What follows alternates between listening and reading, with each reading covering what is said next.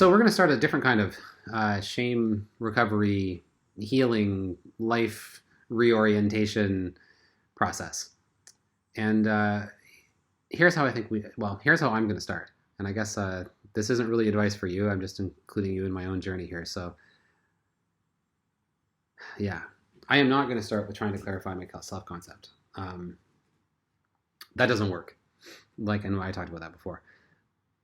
In this context, that doesn't work. So instead, I'm also not going to try, just setting a goal and striving for it and assuming that success feedback is going to make me feel better and more competent and my goals will get high, better, bigger, whatever, and I will like scaffold myself towards success. That also doesn't work. Not with someone with sufficient shame. I don't think that's true. But I'm going to do a sort of modified version of those two things.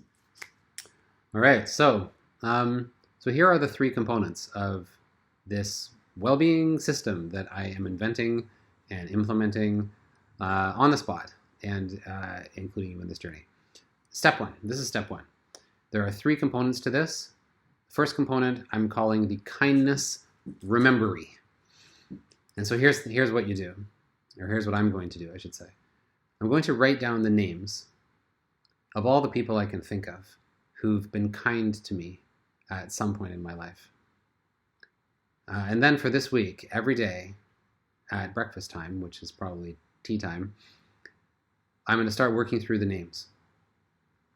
I'll spend a minute or two with each one and write down specifically what they did that I remember as being kind. What was the thing that they did that I remember?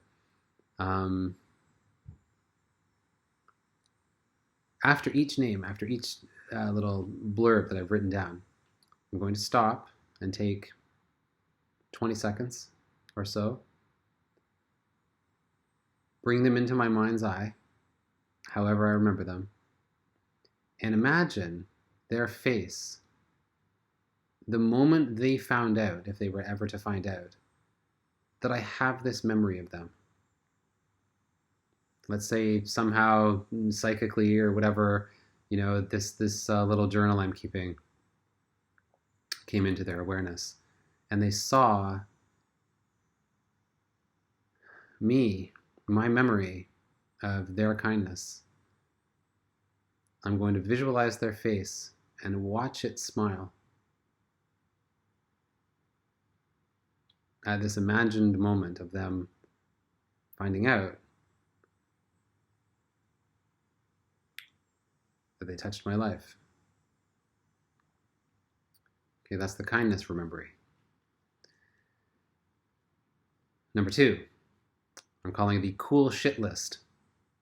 This is going to take a couple hours. I'm going to take a few moments to ground myself and then go back in time to when I was a child. I'm going to choose around 9 or 10 because that was a bit of a transitional period in my life. And anyways, whatever, it's meaningful to me. So whatever, a time and if you were going to do this, choose some time in your life when you're a child. It's arbitrary when you choose. Then I'm going to let my mind wander through that period of time, through friends and school and family and activities and, summer vacation and, whatever pops into my head.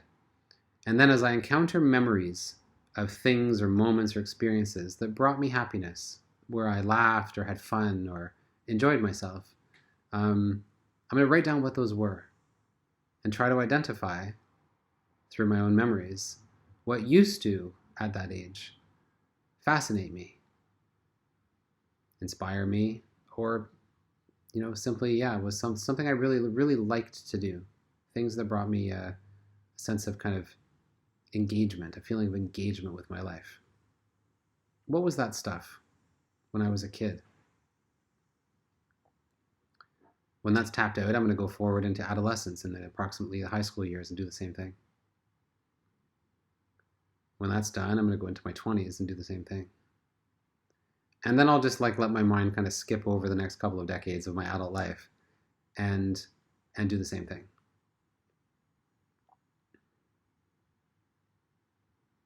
The important part of this is that I'm going to be writing down what used to make me feel interested or engaged or inspired or joyful or passionate or whatever the case may be.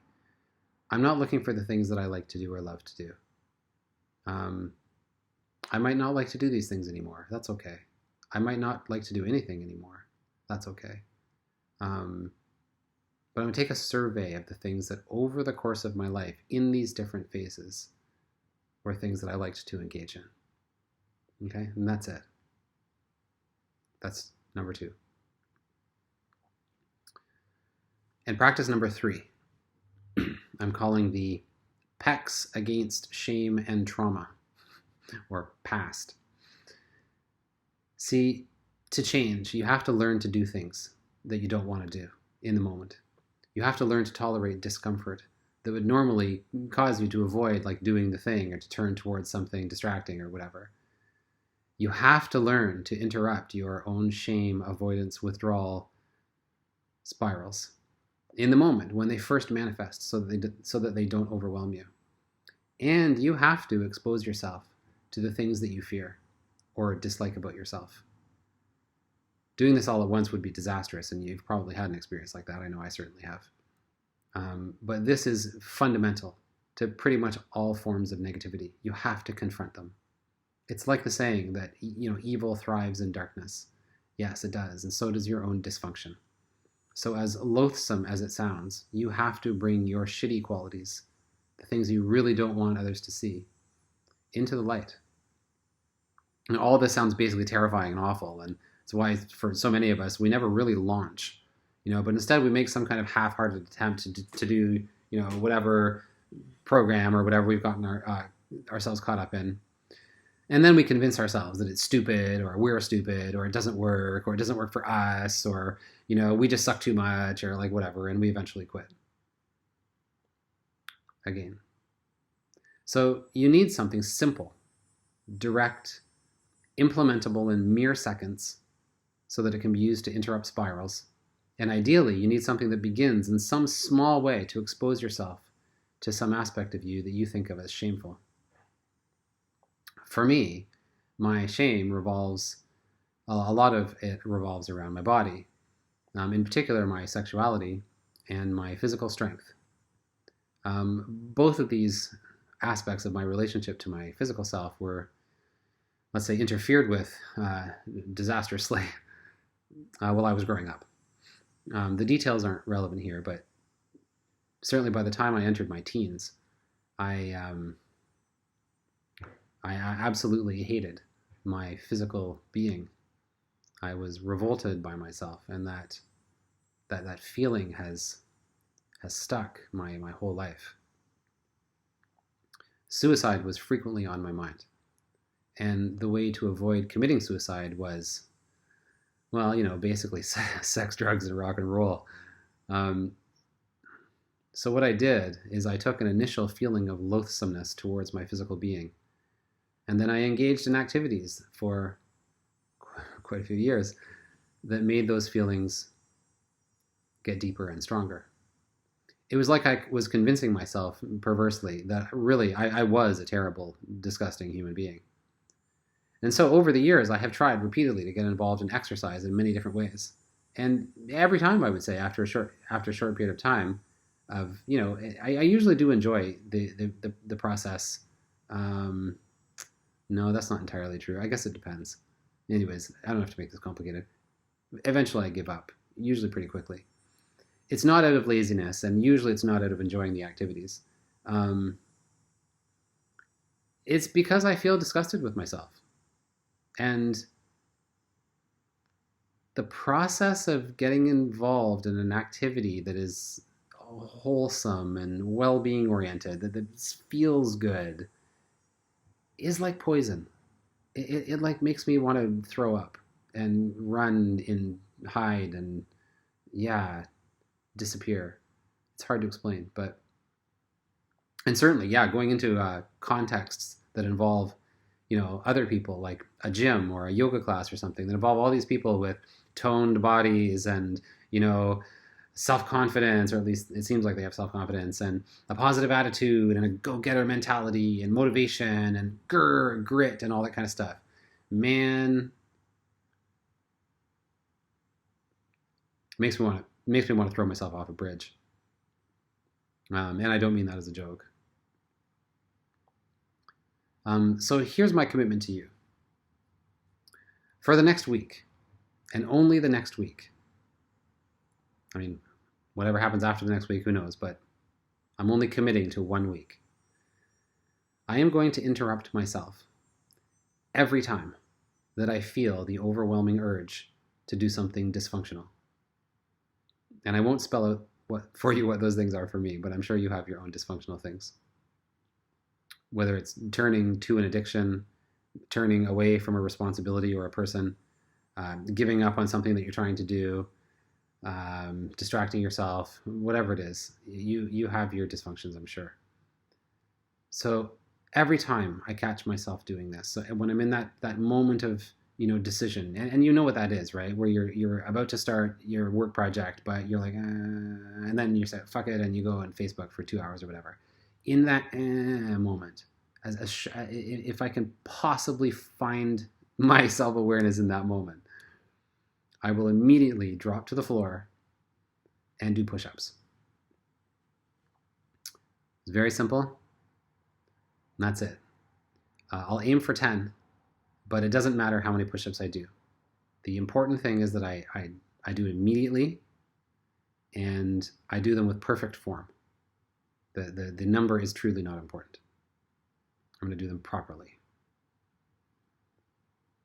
Even if I can only do 1, even if I've done them so many times that day because I've been so messed up that day that my arms are like bloody exhausted and I can do half a push-up.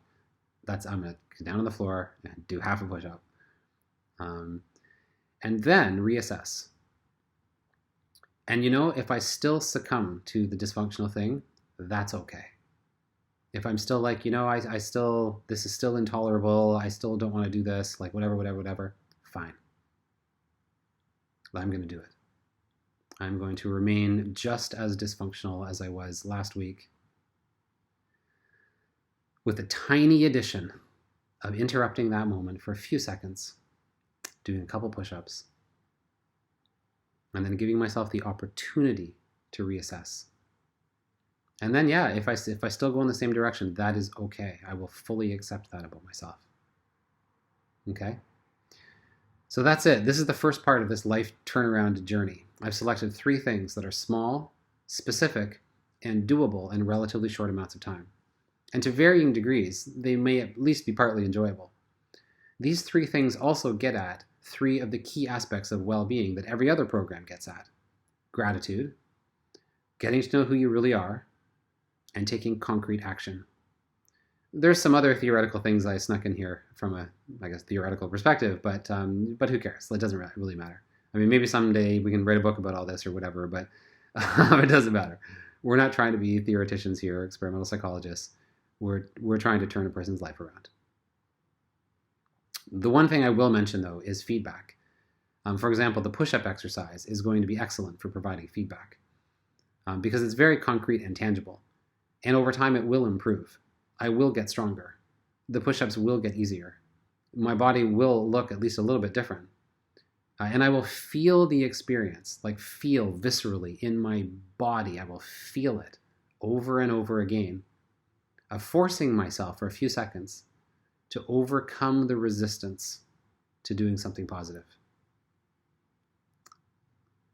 Or at least to doing something that I don't particularly want to do.